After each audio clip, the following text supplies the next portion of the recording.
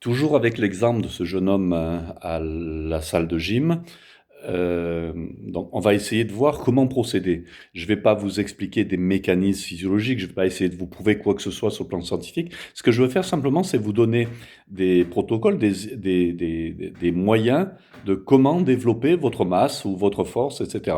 Alors, on le fait très simple. Donc, il faut prendre davantage de temps de repos, sinon vous allez entraîner des fibres de résistance qui ne sont pas les fibres rapides et qui feront que vous ne développerez jamais de masse musculaire. Ces fibres ne réussiront pas à intervenir. Donc, donc, il ne faut pas non plus prendre trop lourd pour risquer de vous blesser et de ne pas provoquer d'adaptation même en force. Quand vous faites de la force, essayez de vous dire que pour des besoins de musculation en salle, pour prendre de la masse, quand vous êtes sur vos périodes de force ou sur un entraînement en force, essayez de vous dire que vous devez vous situer jusqu'à un peu plus de 80% avec des temps de repos relativement longs, c'est-à-dire jamais plus de 7 répétitions. Vous pouvez descendre jusqu'à 5. D'accord? Et vous faites vos séries avec des temps relativement longs, supérieurs à 3 minutes de repos. Je préfère dire, vous faites une série toutes les 3 minutes 30 à toutes les 5 minutes. Ça ne suffit pas pour récupérer, mais ça suffit pour refaire des séries et avoir une influence sur la prise de force. Plus vous allez augmenter vos temps de repos, plus vous avez de chances de faire intervenir vos fibres rapides et de prendre réellement de la force.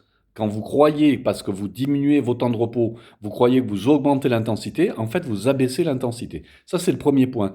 Deuxième point, pour prendre de la masse, comment procéder?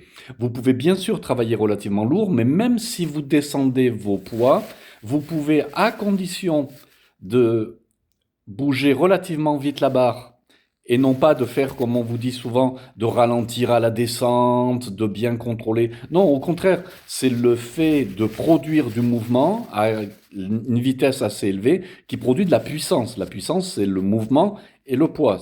D'accord? C'est pas de résister. Sinon, vous faites à nouveau de la résistance. Donc, vous faites des séries un peu plus longues, jusqu'à, on va dire, si vous êtes relativement jeune, ne descendez pas au-dessous de 50-60% de votre maxi, et vous allez faire des séries relativement longues, jamais à l'échec, et vous allez prendre des temps de repos également relativement longs pour ne pas à nouveau vous retrouver en résistance. Voilà, je vais vous donner quelques procédés comme ça pour essayer de voir dans les semaines qui viennent. Merci de vos commentaires. Je vous remercie.